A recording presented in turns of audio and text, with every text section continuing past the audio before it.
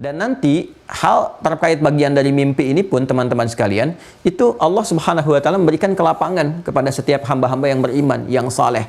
Ya, kadang ada petunjuk-petunjuk ya yang Allah berikan, hidayah bahkan bisa datang lewat mimpi. Kalau nabi itu persiapan yang ada nubuwah, persiapan kepada fase kenabian. Kalau hamba-hamba yang beriman, yang soleh, yang baik itu hidayah dari Allah Subhanahu wa taala berupa kemuliaan, takrim, karamah, kemuliaan-kemuliaan tertentu. Kadang diberi petunjuk seperti kita istikharah gitu kan. Ya, begitu lahir misalnya hasilnya petunjuknya bisa datang lewat mimpi salah satunya. Ya, itu beda kualitasnya. Kalau nabi itu persiapan ke kenabian, kalau orang beriman yang baik, yang saleh itu berupa petunjuk dari Allah Subhanahu wa taala. Bisa istikharah, hasilnya datang dari situ, atau bisa misalnya pengingat terhadap sesuatu. Kan mimpi bagi kita orang biasa ada 3 kan?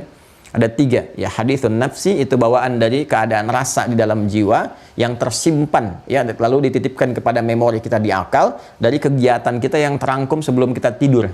Makanya kadang-kadang saat tidur kesan itu masih terbawa karena memorinya masih tersimpan. Nah, kayak sekarang Anda belajar dengan saya misalnya kan, terus Anda belajar tertidur malamnya misalnya kan, atau malam sebelum tidur Anda belajar, kan tersimpan tuh memorinya di kepala Anda, ya kan? Dalam hati ada hadithun nafsi, ada pembicaraan pada jiwa, makanya kan di jiwa kita kadang sering mengatakan, ngaji dulu, baca dulu ini, nah itu tersimpan di memori, terbawa tidur. Ya mungkin Anda mimpinya belajar dengan saya gitu kan, tiba-tiba saya mengajar, Anda lihat dalam mimpi bisa terjadi, itu hadithun nafsi yang tersimpan di dalam jiwa dan tersambungkan ke memori kita, itu bagian pertama. Yang kedua bisa waswasi syaitan, waswasi setan yang datang lewat mimpi untuk mengarahkan kita, memprovokasi kepada keburukan. Jadi seakan-akan ini dikuatkan gitu ya. Ini babnya banyak, bisa bab akidah, kalau sedang goyah, gelisah, dia datang nanti. Puncaknya dia membawa kesyirikan. Ya, seakan-akan dijauhkan dari Allah, dimunculkan sosok yang dipertuhankan yang lain. Saya mimpi ketemu Tuhan A, Tuhan B, Tuhan C memberikan petunjuk kepada saya, padahal itu setan yang menyamar. Ya, nyampaikan. Itu dalam konsep keimanan kita ya, hati-hati. Makanya nanti orang-orang yang bahkan murtad pun ya, yang memilih keluar dari Islam dengan pilihan mereka masing-masing dan dengan menanggung resikonya gitu kan. Salah satunya kan silahkan cek, ada konfirmasi-konfirmasi. Saya seakan bermimpi melihat ini, melihat itu. Nah, itu waswas syaitan. Ya, dalam perspektif kita ya, karena kita belajar dan itu referensi bisa dibuktikan. Ya, tinggal diuji saja gitu seperti apa, dan diuji nilai kebenaran dari keyakinannya. Tapi penting bagi kita menguatkan keyakinan, dan itu nyata kan. Coba apa yang disampaikan dalam Al-Quran, dalam hadis, dalam bimbingan keislaman, nyata semua. Nggak ada yang meleset sedikit pun tuh di aspek ketauhidan, keibadahan, muamalah, dan semua ada petunjuknya. Yang ketiga itu ikram, takrim minallah subhanahu wa ta'ala, kemuliaan dari Allah berupa petunjuk. Ya, tadi yang sifatnya bisa hasil dari istikharah, bisa jadi pengingat ya.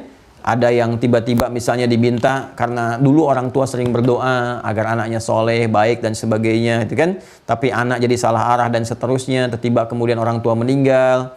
Ya, dia dalam kesadaran itu dia terbangun, sadar, nggak tahu apa yang harus dilakukan. Ada yang masih bergerak kepada yang kurang bagus, tiba-tiba mimpi ketemu ayahnya, ketemu ibunya, yang ngelihat macam-macam misalnya. Nah, itu ada sebagian juga yang Allah perkenankan. Ada yang demikian.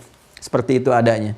Ya, jadi itu gambaran-gambarannya. Nah, itu kalau untuk kita manusia biasa gitu kan. Nah, kalau terkait dengan Nabi, Rasul itu penyiapan. Ya, fase penyiapan kenabian, penguatan mentalitas, sehingga setelah terbiasa untuk menerima itu, datanglah risalah. Sehingga nggak kaget lagi. Ya, nggak kaget. Paling ada masa-masa misalnya ya wajar. Kagetnya dalam arti kaget seperti apa gitu kan, kemudian responnya berlebihan dan sebagainya, tidak. Ya, paling-paling masa-masa awal itu kayak kagetnya kaget biasa gitu kan, takutnya takut biasa, kemudian ada ketentraman lagi seperti Nabi kemudian dilantik menerima wahyu saat usia 40 tahun. Jadi 6 bulan kurang lebih dalam riwayat-riwayat yang kita bisa baca termasuk di kitab-kitab sejarah. Ada ru'yas shadiqah, setelah itu nanti pemberian wahyu iqra bismi rabbikal ladzi khalaq. Nah, fase keduanya pemantapan pengetahuan. Kurang lebih 3 tahun tuh. Turun surah, penguatan, sehingga senang dengan turun wahyu itu. Mulai terbiasa, mulai nyaman, mulai mantap. Setelah mantap, yakin, kuat, ilmu dan sebagainya, baru turun. Ya, surah Al-Mudaththir itu. Ya, surah Al-Mudaththir turun, ya ayyuhal mudaththir qum fa'anzir wa rabbaka fakabbir wa thiyabaka fatahhir dan sebagainya. Itu mengonfirmasi Nabi untuk mulai berdakwah secara terbuka.